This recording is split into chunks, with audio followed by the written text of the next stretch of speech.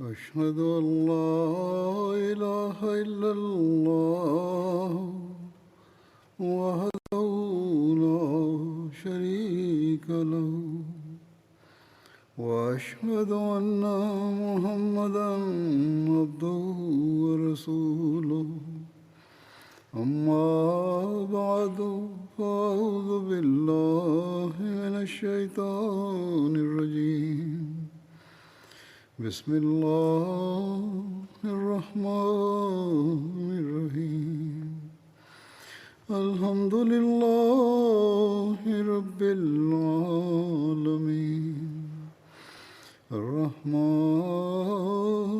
الرحيم مالك يوم الدين إياك نعبد وإياك نستعين اهدنا الصراط المستقيم صراط الذين أنعمت عليهم غير المغضوب عليهم ولا الضالين.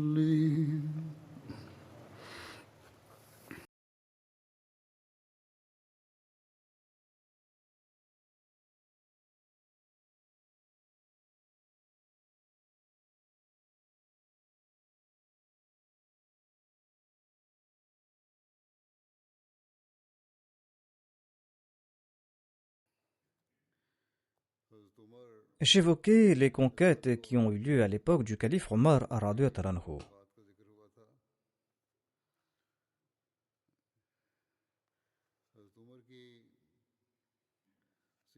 Allama Shibli Nomani, un des biographes du calife Omar radhiyallahu anhu, évoque les conquêtes du calife Omar, les raisons de ces conquêtes et leurs circonstances.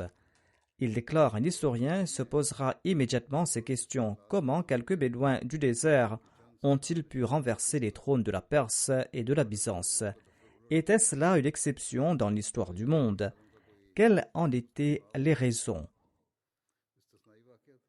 Peut-on comparer ces victoires aux conquêtes d'Alexandre le Grand et de Gengis Khan? Quel était l'apport du califat dans toutes ces conquêtes? Je souhaite répondre à ces questions ici, déclare Allama Shibli Nomani. Mais il est important au préalable de présenter brièvement l'étendue des territoires conquis par le calife Omar et ses 4 frontières. Les terres conquises par le calife Omar radhiyallahu anhu s'étendaient sur une superficie de 3 622 680 km², soit 1667 km de la Mecque jusqu'à l'extrémité nord, 1749 km vers l'est et 777 km vers le sud. Toutes ces conquêtes sont celles du calife Omar radhiyallahu anhu et ces victoires ont été remportées en un peu plus de 10 ans.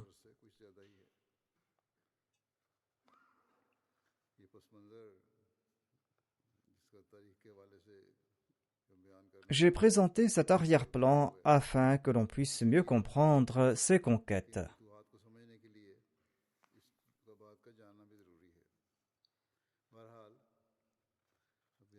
Quelles étaient les opinions des historiens européens à propos de ces victoires?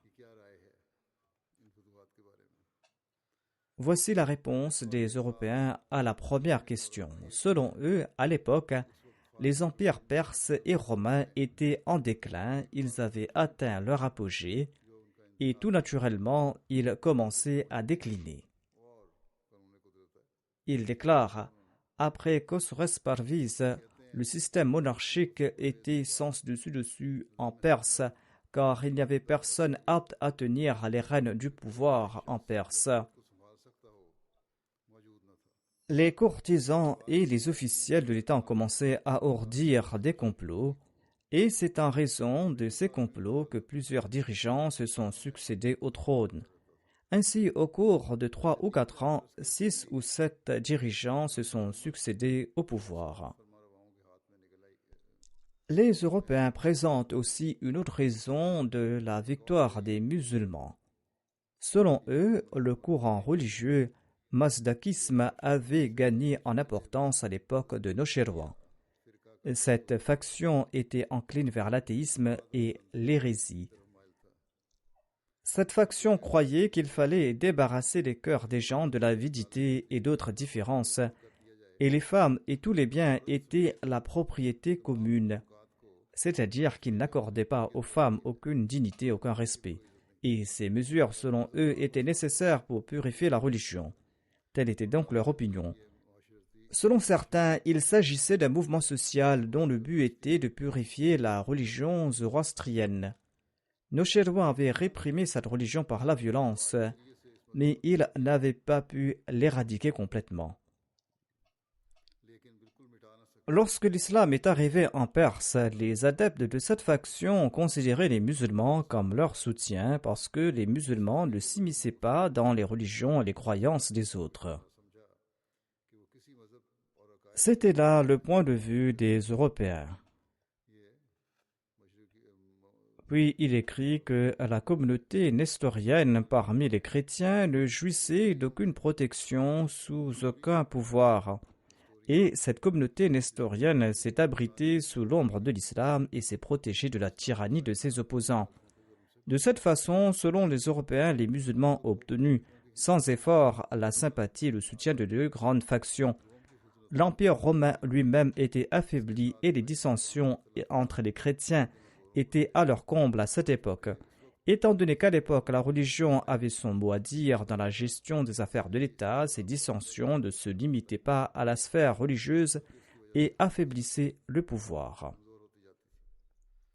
Allama Shibli dément ces opinions des historiens européens. Il déclare à ce propos: certes, cette réponse n'est pas entièrement dépourvue de réalité, mais il s'agit là davantage d'un déguisement de la réalité qui est typique de l'Europe. Sans nul doute, les empires de Perse et de Rome n'étaient plus à leur apogée à cette époque, mais la seule conséquence était qu'ils ne pouvaient plus rivaliser avec un empire puissant. Ce déclin ne signifiait pas qu'il pouvait être réduit en 1000 morceaux en confrontant des Arabes sans défense. Rome et la Perse étaient des experts dans le domaine militaire. Des manuels écrits sur l'art de la guerre en Grèce et qui existent encore aujourd'hui ont été appliqués par les Romains pendant une longue période. Ils disposaient également d'une abondance de provisions et de matériel et d'une variété d'armes.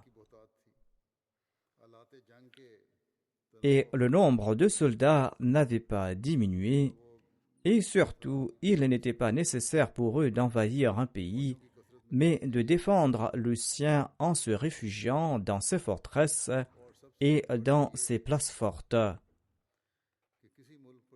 Peu de temps avant l'invasion musulmane sous le règne de Khosroes Pervez, qui était l'incarnation de la gloire de l'Iran, César avait envahi la Perse et il avait atteint Ispahan avec des victoires à chaque étape. Et César avait repris des Iraniens les provinces syriennes qu'ils avaient arrachées et il a rétabli l'ordre. On accepte unanimement que l'empire perse était au fait de sa gloire sous Khosroes Pervez. Il n'y avait que 3 ou 4 ans entre la mort de Khosroes Pervez et l'invasion islamique. Comment une telle nation et un tel empire aussi ancien s'est pu affaiblir en si peu de temps?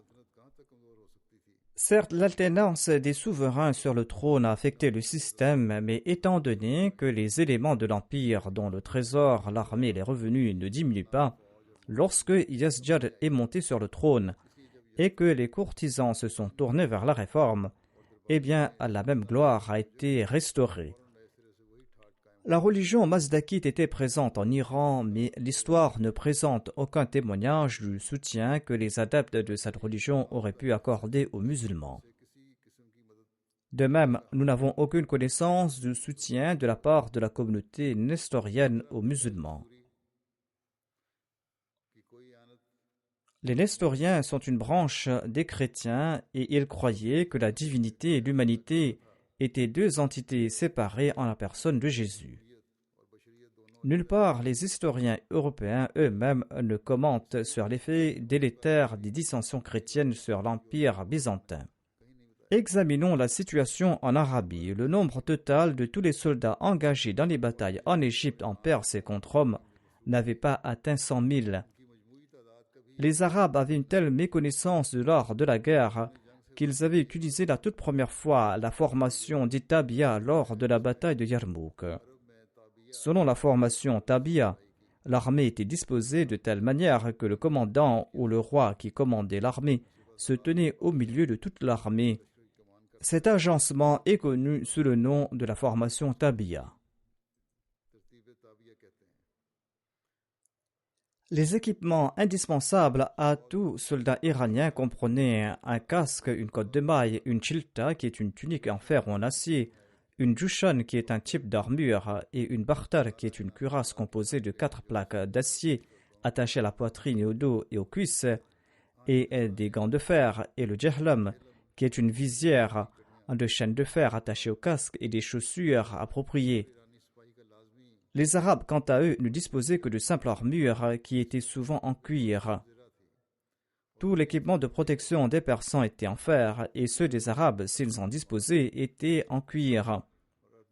Les étriers des Arabes étaient en bois et pas en fer. Et les Arabes ne connaissaient rien des armes comme du gourz et le kamand. Le gourz est une massue. Il s'agit d'une arme avec une masse lourde accrochée à un manche et on frappe l'ennemi à la tête. Le kamand est un filet ou un lasso. Les Arabes disposaient de flèches, mais elles étaient si petites et inférieures en qualité que lorsque les Iraniens les ont vues la première fois lors de la bataille de Qadisiyah, ils croyaient que ces flèches étaient des broches ou des aiguilles.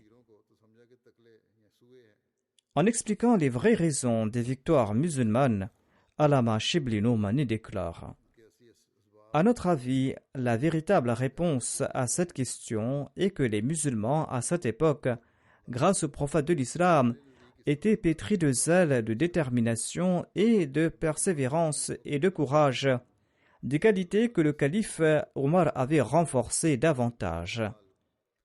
Et les empires de Rome et de Perse ne pouvaient pas y résister même à leur apogée. Certes, d'autres facteurs ont aidé à renforcer l'État islamique, mais n'étaient pas à la cause de la victoire initiale des musulmans. Le facteur le plus important était l'honnêteté et l'intégrité des musulmans. Les habitants des pays conquis étaient tellement touchés par l'intégrité et la véridicité des musulmans qu'ils ne souhaitaient pas la chute de l'empire islamique malgré leurs différences de religion. Lorsque les musulmans ont quitté les districts de la Syrie pour se battre à Yarmouk, tous les sujets chrétiens ont lancé « Que Dieu vous ramène dans ce pays de nouveau ». Les Juifs ont pris la Torah entre leurs mains et ont déclaré « César ne pourra pas venir ici tant que nous sommes vivants ». La domination romaine en Syrie et en Égypte était très oppressive.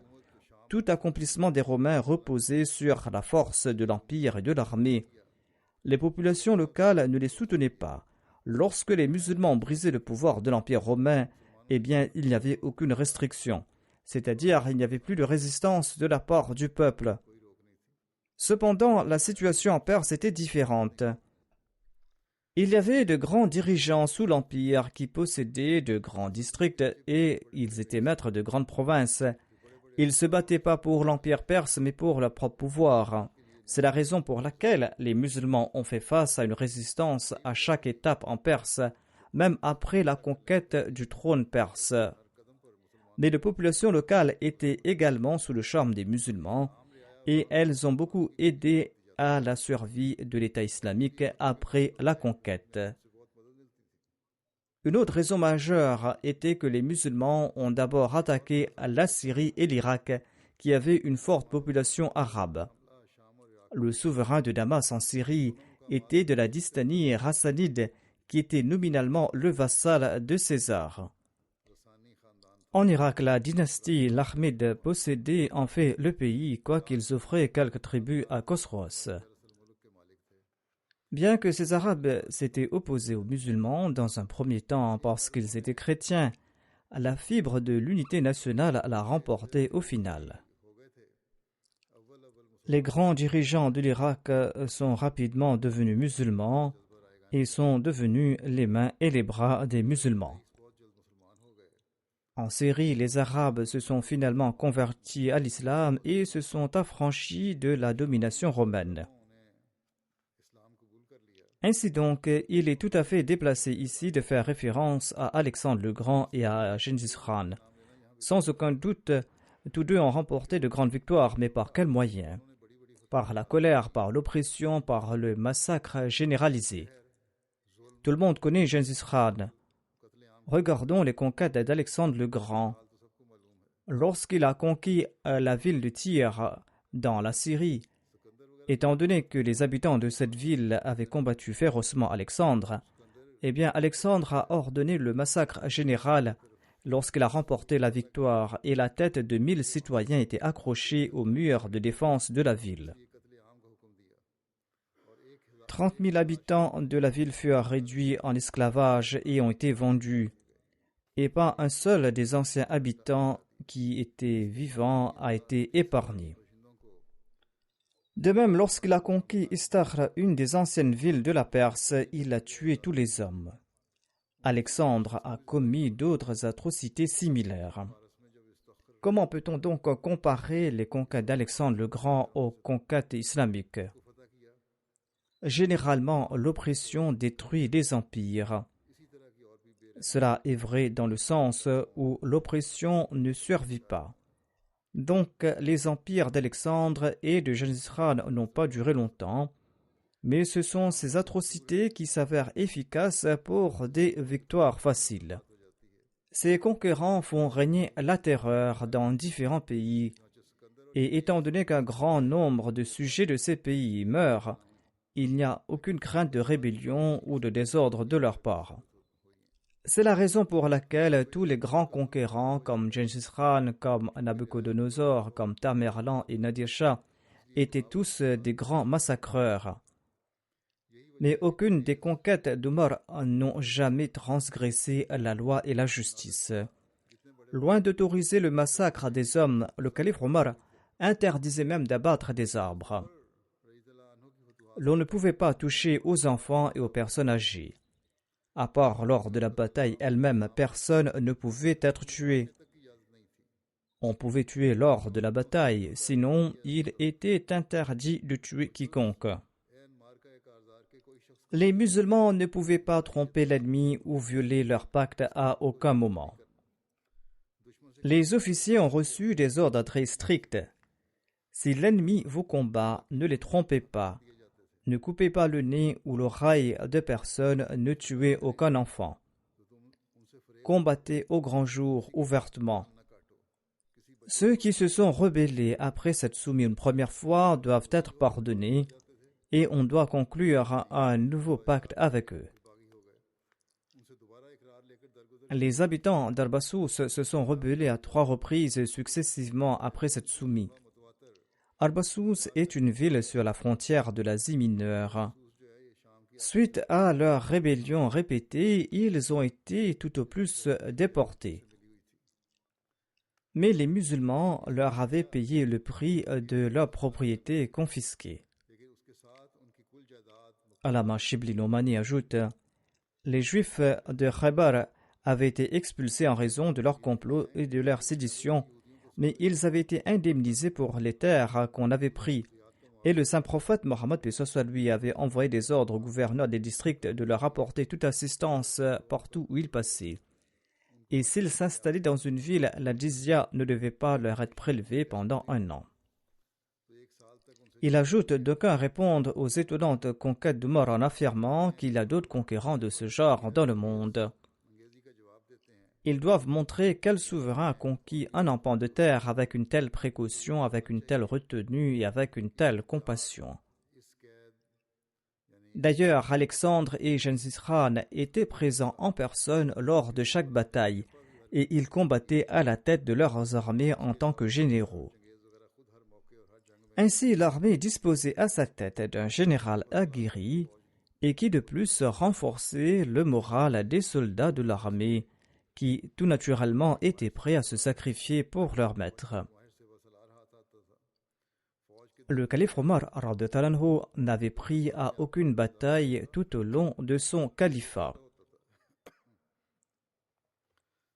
Ses armées étaient à l'œuvre partout, mais les rênes de ces armées étaient entre les mains du calife Omar.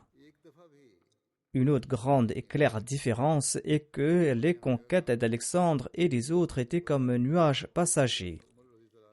Ces conquêtes gagnaient en intensité et s'estompaient. Ces conquérants n'ont pas établi d'État sur ces terres conquises.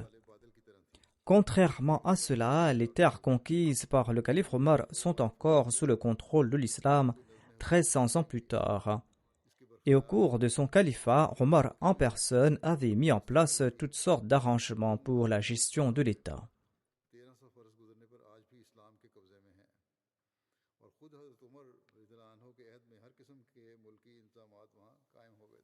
Allama Shibli Noumani commente ensuite sur le rôle particulier des conquêtes du calife Omar radhiyallahu anhu. Il déclare: voici la réponse à la dernière question. La dernière question qui est celle-ci, que selon l'opinion générale, le calife n'aurait pas joué un rôle important dans ces conquêtes, mais que ces conquêtes étaient le résultat de l'enthousiasme et de la détermination de cette époque. Ceci est la question. Mais Allama Shibli Noumani déclare cette conclusion n'est pas correcte, notamment que le calife n'a pas joué de rôle important. À l'époque des califes Othman et des califes Ali, les musulmans étaient les mêmes, mais quel a été le résultat? L'excitation et l'enthousiasme sont certes des forces électriques, mais ces forces ne peuvent fonctionner que lorsque la personne à la tête est animée de la même force et de la même puissance. Il n'est pas nécessaire de spéculer et de raisonner, les événements offrent la réponse. En étudiant les circonstances des conquêtes, il est clair que toutes les armées ont agi comme une marionnette à la demande du calife Omar. La discipline de l'armée était due à sa politique et à sa stratégie. Le calife Omar a organisé l'armée, les exercices militaires, la construction des casernes, le soin des chevaux, la protection des forts, la détermination des attaques durant l'hiver et l'été, les mouvements de l'armée, le système des drapeaux, le choix des officiers et différents équipements pour pénétrer les forteresses. Tout cela était l'effet du calife Omar en personne et il a maintenu tout cela avec une force des plus extraordinaires. C'étaient là les traits distinctifs du calife Omar radhiyallahu anhu. Lors des conquêtes de l'Irak, le calife Omar avait agi lui-même comme un général. Quand l'armée a quitté Médine, il déterminait lui-même chacune des étapes et la route de l'armée. L'armée devait partir d'ici, elle devait passer par là, et elle devait accomplir ceci ou cela. Le calife Omar envoyait des ordres écrits en conséquence. Lorsque l'armée s'est rapprochée de Qadsiya, il a demandé qu'on lui envoie une carte de la région et il a offert ses instructions concernant l'ordre et l'aliment de l'armée. Quant aux officiers, ils étaient affectés selon ses ordres.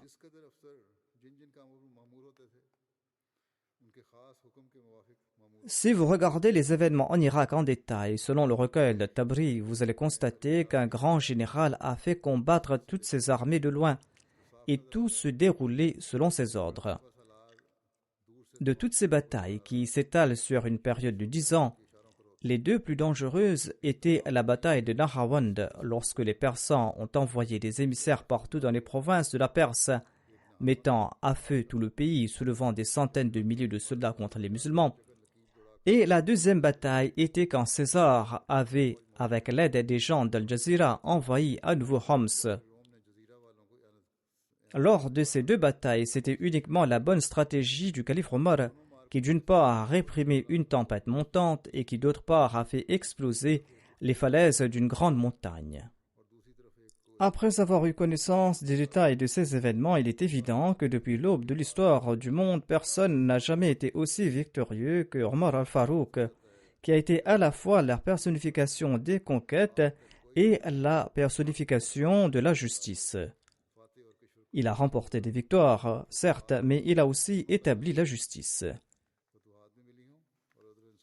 Le saint prophète Mohammed lui avait l'habitude de prier pour le martyr du calife Omar radhiyallahu anhu. Abdullah bin Omar relate ceci. Une fois, le saint prophète Mohammed a vu Omar vêtu de blanc. Il lui a demandé: ses vêtements sont-ils neufs ou lavés? Ibn Omar déclare: je ne me souviens pas de la réponse de Omar radhiyallahu anhu. Mais le saint prophète Mohammed lui a dit en priant pour lui: porte ces nouveaux vêtements et mène une vie louable et meurt comme un martyr. Ibn Omar a aussi déclaré que je pense que le saint prophète Mohammed lui a aussi déclaré qu'Allah t'accorde la fraîcheur de tes yeux dans ce monde et dans l'au-delà. Anas bin Malik relate ceci. Lorsque le saint prophète Mohammed lui, Abu Bakr, Omar et Othman ont gravi le mont Uhud, une secousse a ébranlé le mont Uhud. Le saint prophète Mohammed lui a déclaré: ô Uhud, calme-toi. Il se trouve sur toi un prophète, un juste et deux martyrs. Ubay bin Ka'b relate que le saint prophète Mohammed lui a déclaré: l'ange Gabriel m'a informé que le monde de l'islam pleurera à la mort du calife Omar radhiyallahu anhu. Il existe un récit sur les désirs du martyr du calife Omar radhiyallahu anhu.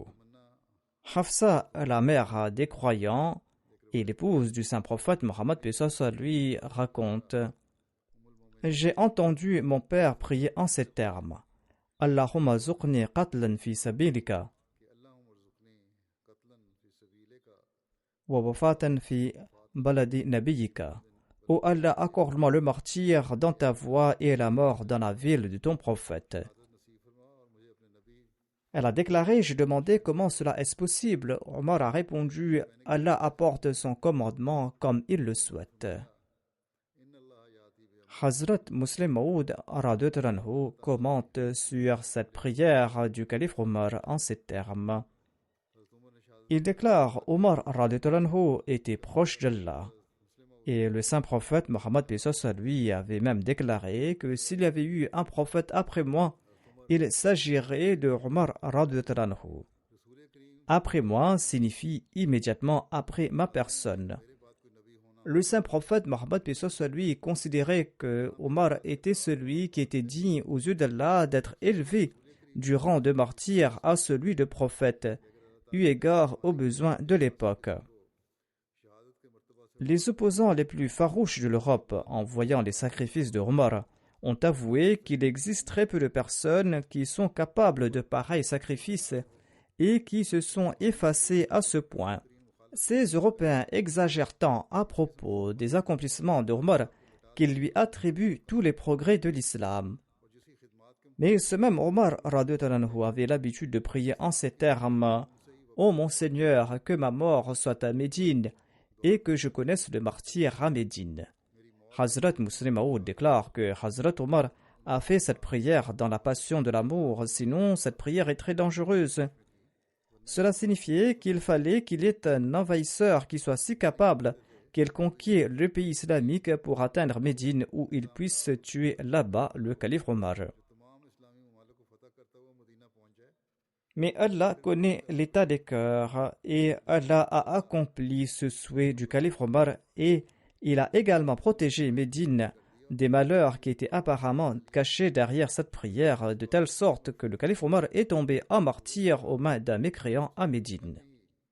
En tout cas, la prière d'Omar radhiyallahu anhu démontre que l'unique signe de sa proximité avec Dieu était de sacrifier sa vie pour sa cause. Dans son sermon, le Muslim Maud a prodigué ce conseil aux Ahmadis. Il déclare: mais aujourd'hui, un signe de la proximité avec Dieu est que celui-ci sauve la vie de son serviteur. À une autre occasion, en évoquant le martyr de Omar radhiyallahu anhu et de sa prière, Hazrat Muslim Maud déclare: Le calife Omar radhiyallahu anhu priait qu'il meure à Médine et qu'il meure en tant que martyr. La mort est quelque chose de terrifiant. Au moment de la mort, même les plus proches parents nous abandonnent. Ensuite, Hazrat Muslim Maud a évoqué l'histoire de la peur de la mort. Il y avait la fille d'une femme qui était tombée malade et la mère priait en ces termes: « Ô Allah, sauve ma fille et prends ma vie à sa place. » Ainsi donc, cette mère exprimait son affection à l'égard de sa fille. Par hasard, une nuit, la corde de sa vache s'est desserrée et la vache a mis sa tête dans un ustensile et sa tête s'est coincée à l'intérieur. La vache, tout angoissée, a commencé à courir de manière incontrôlable, avec la tête coincée dans l'ustensile. En voyant cette vache avec quelque chose à la place de la tête, eh bien cette femme a pris peur. Elle croyait que sa prière a été acceptée et que l'ange Azraël, l'ange de la mort, était venu prendre son âme.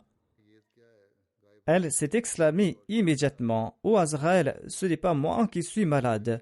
C'est celle qui est allongée là-bas qui est malade, prends sa vie. » En d'autres termes, elle a montré sa fille du doigt.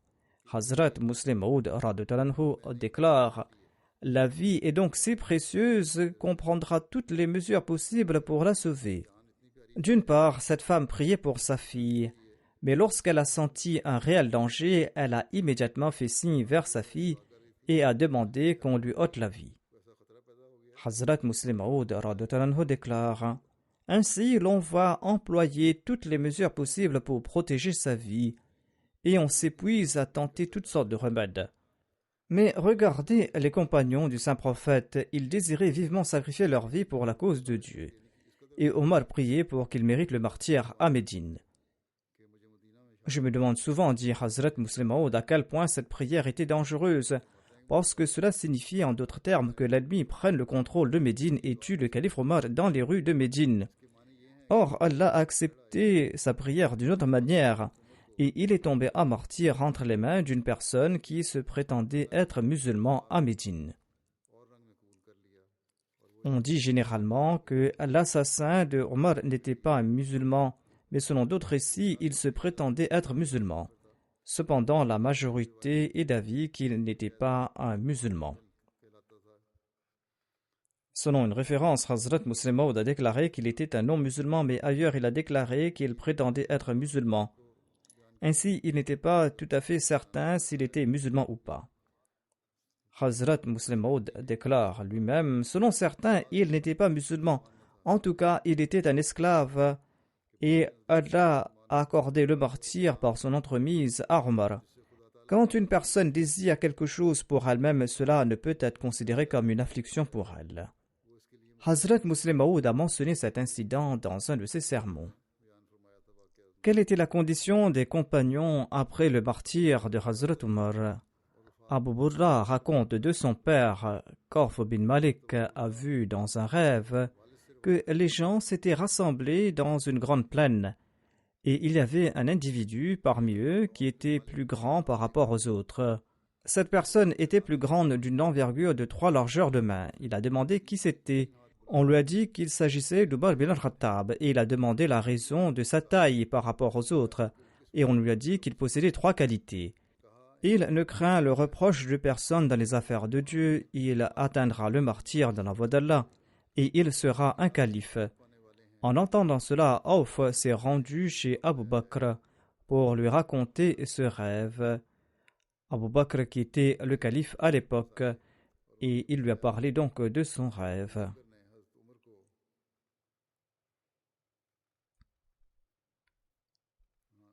Le calife Abu Bakr a appelé Omar et il lui a annoncé cette bonne nouvelle. Ensuite, il a demandé à Awf de répéter son rêve.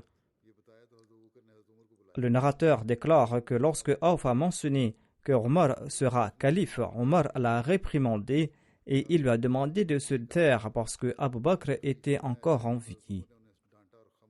Plus tard, lorsque Omar est devenu calife, il s'était rendu en Syrie et en prononçant un sermon, il a vu Awf et il l'a invité à se présenter sur la chaire. Et il lui a demandé de raconter son rêve. Auf a raconté son rêve. Sur ce, Omar a déclaré: en ce qui concerne le fait que je ne crains le reproche de personne, eh bien, je prie qu'Allah fasse que je devienne ainsi. Et en ce qui concerne le fait que je serai élu calife, eh bien, j'ai été nommé calife et je prie qu'Allah m'aide à accomplir la tâche qu'il m'a confiée. En ce qui concerne le fait que je tomberai en martyr, comment puis-je tomber en martyr alors que je suis dans la péninsule arabique et que je ne fais pas la guerre aux gens qui sont autour de moi? Ensuite, il a ajouté: si Allah le souhaite, il fera en sorte que ce martyr advienne. C'est-à-dire que bien que la situation ne s'y prête pas, si Allah le souhaite, il peut faire en sorte qu'il en soit ainsi. Anas bin Malik rapporte que Abu Musa Ash'ari avait déclaré: j'ai vu dans un rêve que j'avais dessiné plusieurs chemins, mais ils s'étaient tous effacés, excepté un seul. J'ai emprunté ce chemin et je suis arrivé à une montagne. Et qu'ai-je vu là-bas? J'ai vu le saint prophète, paix soit sur lui, et à ses côtés Abu Bakr as-Siddiq, et il faisait signe à Omar de venir. Et j'ai dit: c'est à Allah que nous appartenons et c'est à lui que nous retournerons. Par Dieu, l'émir des croyants est décédé. Il disait cela dans son rêve et Anas lui a demandé. Je lui ai dit s'il allait écrire au calife au sujet de ce rêve. Il a dit: je ne vais pas donner la nouvelle de son décès à Omar radhiyallahu anhu. Saïd bin Abu Hilal a rapporté que le calife Omar bin al-Khattab s'est adressé aux gens le vendredi. Il a loué Dieu. Il a loué Dieu comme il doit être loué. Ensuite, il a déclaré aux gens: j'ai vu un rêve et j'ai conclu que ma mort est proche. J'ai vu qu'un coq de couleur rouge m'a donné 2 coups de bec. J'ai relaté ce rêve à Asma bint Unais et elle a interprété ce rêve en disant qu'un non-arabe viendra m'assassiner. On trouve différents récits concernant le jour de l'attaque de Omar et le jour de son enterrement.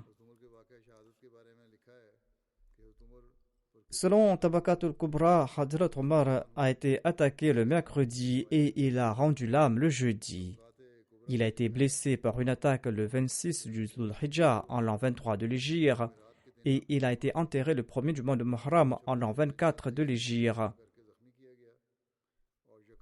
Ousmane Akhnath relate qu'il est décédé le 26 du mois Dhul-Hijjah. Il s'agissait d'un mercredi. Abu Marshal déclare que Omar est tombé en martyr le 27 Dhul-Hijjah.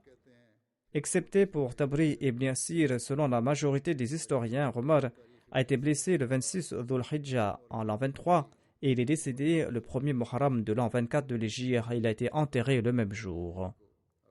Voici le récit de son martyr tiré du Sahih al-Bukhari. Amr bin Maymoun relate: j'ai vu Omar bin Khattab à Médine quelques jours avant qu'il ne soit blessé.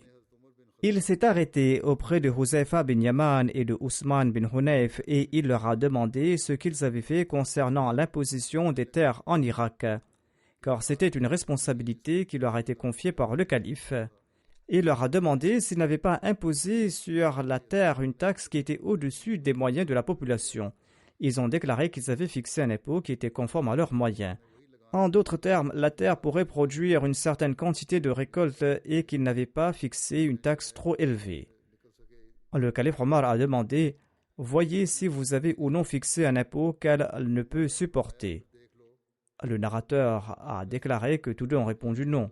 Omar a dit: si Allah me garde en bonne santé, j'irai en effet vers les veuves de l'Irak et je les laisserai dans un état où elles n'auraient besoin de personne d'autre après moi. Le rapporteur déclare: Omar a été blessé 4 nuits après cette discussion. Il déclare: le jour où il a été blessé, j'étais présent et entre moi et lui, il n'y avait que Abdullah bin Abbas. Lorsqu'il passait entre 2 rangées de fidèles, il demandait aux fidèles de redresser leur rangée. Et quand il n'avait plus d'espace, il avançait et il récitait Allahu Akbar. Il récitait souvent la sourate Yusuf ou la sourate An-Nahl ou toute autre sourate similaire lors de la première rakat de la prière d'Al-Fajr pour laisser le temps aux gens de se rassembler. Il venait de prononcer Allahu Akbar quand il a déclaré qu'on a tenté de l'assassiner ou qu'un chien l'avait mordu. Son agresseur non arabe a pris son poignard et il s'est enfui. Et il blessait toute personne qui se trouvait sur son chemin à droite et à gauche. De peur qu'on l'attrape, il attaquait à toute personne qui tentait de le faire. Le rapporteur déclare: il a blessé plusieurs personnes. En tout, il avait blessé 13 personnes, dont 7 sont décédées. Parmi les musulmans, un des témoins qui était présent a jeté sur lui son manteau. Selon le recueil d'Al-Bukhari, le terme bournous a été utilisé. Il s'agit d'un vêtement qui comprend une partie qui permet de couvrir la tête. Il s'agit d'un long vêtement avec une capuche qui permet de couvrir la tête. On utilise ce terme pour une longue capuche. Ce musulman a lancé ce manteau sur l'assaillant et lorsque il a su qu'il n'avait plus d'issue pour lui, il s'est tranché la gorge. Omar a attrapé la main d'Abdurrahman bin Auf et l'a tiré vers lui. Le rapporteur déclare que ceux qui étaient proches de Omar ont également vu ce que j'ai vu. Ceux qui étaient dans l'enceinte de la mosquée n'étaient pas au courant de rien, excepté qu'ils entendaient la voix de Omar qui disait « Subhanallah, Subhanallah ». Abdurrahman a dirigé les gens dans une courte prière. Lorsqu'il a terminé la prière, Omar a demandé « Ibn Abbas, qui m'a attaqué ?» Ibn Abbas est parti se renseigner. Il est revenu en disant qu'il s'agit de l'esclave de Mourira. Omar a demandé « Celui qui est un champ-portier ?» Ibn Abbas a répondu « Oui ». Omar a déclaré « Qu'Allah l'anéantisse, j'avais ordonné qu'on le traite de manière noble. Je remercie Allah que je n'ai pas été tué des mains d'un musulman. » Ainsi, cela démontre qu'il n'était pas musulman. Omar a ajouté que « Ô Ibn Abbas, toi-même et ton père, vous souhaitiez qu'il y ait plus d'esclaves non-arabes à Médine. » Abbas avait le plus d'esclaves. Ibn Abbas a répondu « Si vous le souhaitez, je vais agir. » C'est-à-dire que si vous le souhaitez, nous allons assassiner tous les esclaves non-arabes présents à Médine. Omar a déclaré « Ce n'est pas juste. » D'autant plus que maintenant ils parlent ta langue et qu'ils prient en se tournant vers ta Qibla et qu'ils accomplissent le pèlerinage comme toi. Ainsi donc, de nombreux esclaves avaient accepté l'islam. Le rapporteur a ajouté « Nous avons ensuite porté le calife Omar radhiyallahu anhu chez lui. Je me suis rendu chez lui. Et il apparaissait comme si les musulmans n'avaient jamais fait face à un tel malheur dans le passé. Certains disaient que rien n'allait lui arriver, d'autres disaient qu'ils avaient peur qu'il n'allait pas se rétablir. Finalement, on lui a apporté du nabith. Il en a bu, mais cette boisson est sortie de son estomac. Ensuite, on lui a apporté du lait. Il en a bu, mais cela coulait de sa blessure. Et les gens ont compris que sa disparition était proche. Amr bin Maïmoun déclare « Nous sommes partis vers lui et d'autres sont venus le voir et ils ont commencé à le louer. Un jeune homme est venu vers le calife Omar et il a déclaré « Ô émir des croyants, soyez heureux de la bonne nouvelle d'Allah. Bonne nouvelle que vous avez reçue en raison d'être un compagnon du saint prophète Mohammed paix soit lui et pour avoir accepté l'islam au début, comme vous le savez très bien. Ensuite, vous avez été élu calife et vous avez fait preuve de justice et maintenant vous allez mériter le martyre. » Le calife Omar a répondu « Je souhaite que tout cela soit équilibré pour moi, que rien ne soit retenu contre moi et que je ne reçois rien en retour comme faveur. » Lorsque le jeune homme était sur le point de partir, son vêtement inférieur touchait le sol. Omar a demandé qu'on lui rapporte ce jeune homme. Il a dit « Mon neveu, maintiens ton vêtement en place. De cette façon, ce vêtement va durer plus longtemps et ne va pas se déchirer en traînant sur le sol. Et cette action sera plus proche de la taqwa auprès de ton Seigneur. » En effet, à l'époque, les gens faisaient étalage de leur richesse en portant des vêtements longs qui traînaient au sol. C'est pourquoi le calife Omar lui a demandé qu'il ne doit pas faire montre de fierté et que cela est proche de la taqwa. Le calife a dit à Abdullah bin Omar « Va voir combien je dois comme dette. » Il a calculé sa dette et il devait 86 000 dirhams. Omar a déclaré « Si ma propriété familiale peut le rembourser, alors payez-en. Sinon, vous allez devoir demander au Banu Adi bin Ka'b de le faire. Si la propriété ne suffit pas non plus, eh bien vous devez demander aux Qurayshites. Mais vous ne devez pas vous approcher d'autres personnes. Vous devez payer cette dette en mon nom. Allez voir Aïcha et dites-lui Omar transmet ses salutations. Et ne dites pas que je suis le chef des fidèles, car aujourd'hui je ne suis pas l'émir des croyants. Et Jibli Kumar bin Khattab demande la permission d'être enterré à côté de ses deux compagnons, c'est-à-dire le saint prophète et Abu Bakr. Selon Umdatul Qari, le commentaire du Sahih al-Bukhari, Omar a dit cela lorsqu'il savait que sa mort était imminente. Et il y avait une indication pour Aïcha ici pour qu'elle n'ait pas peur du titre le chef des croyants. Abdullah a transmis ses salutations, a demandé la permission d'entrer. Elle est entrée et Aïcha était en train de pleurer. Abdullah a déclaré Omar bin Khattab vous transmet ses salutations et vous demande la permission d'être enterré à côté de ses deux compagnons. Aïcha a répondu je m'étais réservé cet espace, mais aujourd'hui je lui donnerai préséance sur ma personne. Abdullah est retourné et a informé le calife Omar. Et il a demandé qu'on le soulève et une personne l'a soutenu. Omar a demandé quelles sont les nouvelles que vous m'apportez. Abdullah a répondu ô émir des croyants, c'est ce que vous désiriez. Aïcha vous a accordé la permission d'être enterré là-bas. Le calife Omar a déclaré Alhamdulillah, je m'intéresse à rien d'autre. Lorsque je vais mourir, apportez-moi là-bas, transmettez mes salutations et dites qu'Omar bin Khattab demande la permission d'entrer. Si elle donne la permission, vous devez m'enterrer dans cette pièce, sinon qu'on me retourne et qu'on m'enterre dans le cimetière des musulmans. Hafsa, la mère des croyantes, est venue avec d'autres femmes. Nous sommes partis. Quand nous les avons vues, elles sont entrées et elles ont pleuré pendant quelque temps.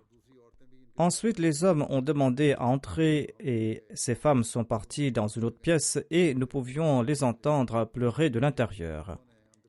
Les gens ont suggéré ceci au calife Omar en disant « Ô émir des croyants, nommez un successeur ». Le calife Omar a répondu « À mes yeux, personne n'est digne à ce poste que ceux avec lesquels le saint prophète Mohammed lui était satisfait avant sa mort. » Ensuite, il a mentionné Ali, Othman, Zubair, Talha, Saad et Abdurrahman bin Auf et il a déclaré « Abdullah bin Omar participera avec vous, mais il ne sera pas éligible pour être élu calife. Si le califat est accordé à Saad, il sera calife. Sinon, quiconque est élu émir parmi vous devra lui demander son aide, car je ne l'ai pas écarté en raison de quelque incompétence ou en raison de quelque malhonnêteté. » Omar a ajouté « Je recommande à mon successeur de prendre soin des premiers émigrants, de reconnaître leurs droits et de protéger leur honneur et tout ce qui leur est sacré.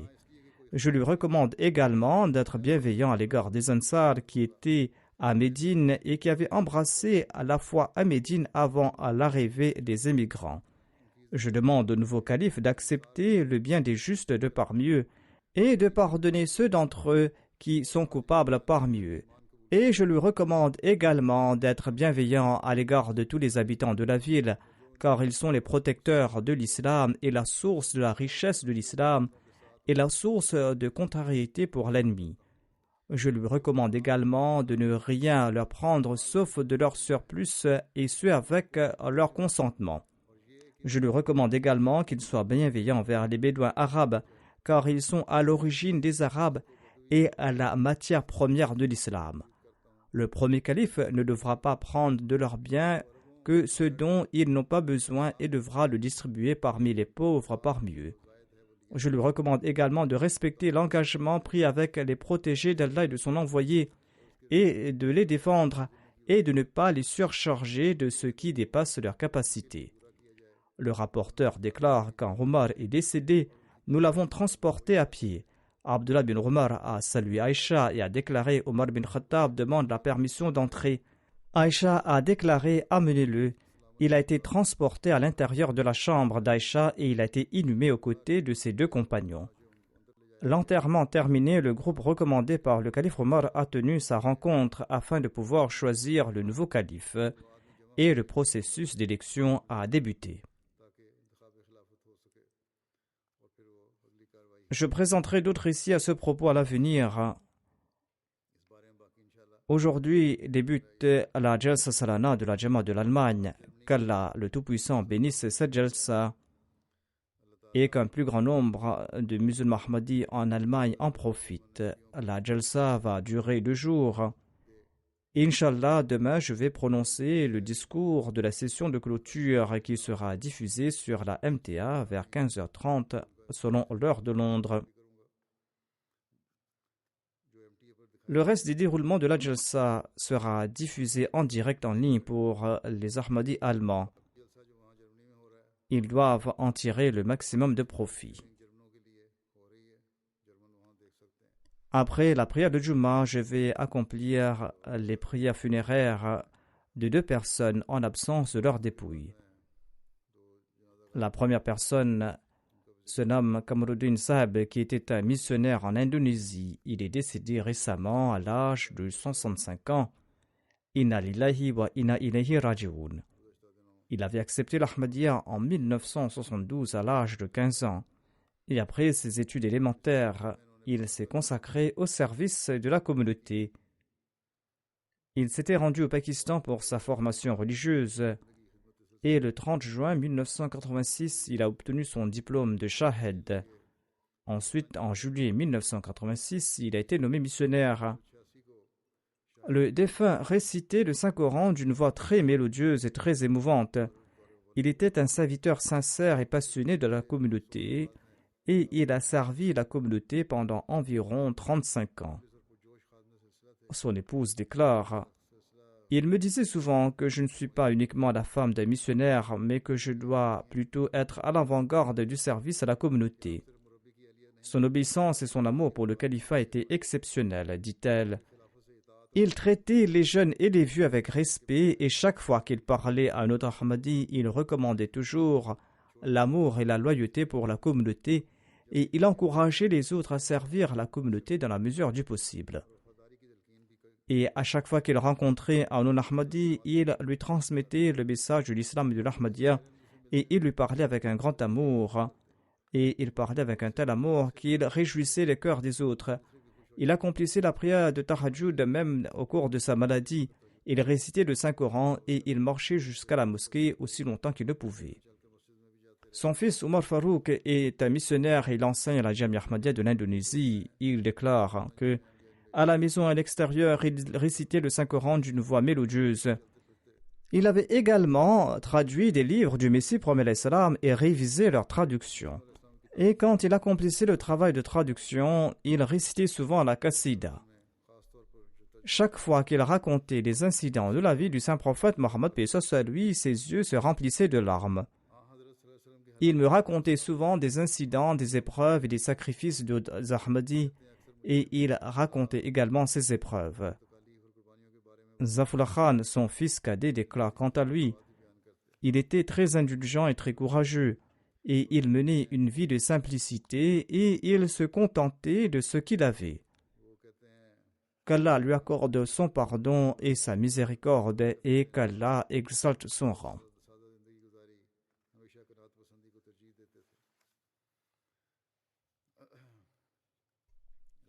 Ensuite, je vais diriger les prières funéraires de Sabiha Haroun Sahiba, épouse de feu Sultan Haroun Khan Saheb. Elle est décédée récemment à l'âge de 73 ans. Inna lillahi wa inna ilayhi raji'un. Son père était le premier Ahmadi de la famille. Après des recherches personnelles, il avait fait la bayra aux mains du Muslim Maud à l'âge de 18 ans. Ensuite, le grand-père paternel de la défunte a accepté l'Ahmadiyya, c'est-à-dire il l'a fait après son fils. Elle a accordé à la défunte 3 fils et 3 filles. L'un de ses fils est le gendre du 4e calife. Son fils aîné, Sultan Muhammad Khan, déclare que le fils aîné de ma mère est décédé tragiquement à l'âge de 2 ans. Lors des funérailles, le 3e calife a déclaré: Allah vous accordera un fils à sa place, un fils qui sera beau et qui vivra longtemps. Le 3e calife a dit à Malik Sultan, le mari de la défunte, qu'ils pouvaient voir leur fils devenir un jeune homme debout côte à côte avec lui. Sultan Ahmad Khan, le fils de la défunte, déclare quant à lui: depuis mon enfance jusqu'à maintenant, j'ai eu la chance de passer beaucoup de temps avec ma mère. C'était une dame qui était très aimante et elle pardonnait les erreurs des autres et elle n'était jamais coupable de médisance. Mahmouda Sultana, la fille de la défunte, déclare quant à elle: Ma mère était très pieuse et elle avait un caractère très calme. Elle possédait de grandes qualités et elle aimait beaucoup la communauté et elle avait un grand amour et une grande obéissance à l'égard du califat et elle conseillait également la même chose aux autres. Elle possédait de très bonnes qualités et prenait soin de sa famille. Son hospitalité était très réputée dans sa famille. Elle n'a jamais blessé les sentiments de personne et elle avait une forte aversion pour la médisance et nous conseillait toujours de nous en abstenir. Si jamais il y avait un rassemblement dans lequel les gens médisaient, elle quittait ce rassemblement et son mécontentement était visible sur son visage. Elle était toujours indulgente et elle n'a jamais prié contre la personne qui avait mortellement attaqué mon père. Et elle disait toujours qu'elle priait qu'Allah le guide. Elle avait une place particulière dans son cœur pour les malades qui étaient pauvres et elle les aidait de manière très discrète. La fille de la défunte Wajiha Sahiba déclare quant à elle, elle était de nature très calme et elle faisait beaucoup d'aumônes. Elle faisait l'aumône discrètement et n'aimait pas en parler. Qu'Allah le Tout-Puissant lui accorde son pardon et sa miséricorde et qu'Allah permette à ses enfants de perpétuer ses bonnes œuvres. Alhamdulillah, alhamdulillah, nahmaduhu wa nasta'inuhu wa nastaghfiruhu wa nu'minu bihi wa natawakkalu alayhi wa na'udhu billahi min shururi anfusina ومن سيئات أعمالنا من يهده الله فلا مضل له ومن يضلل فلا هادي له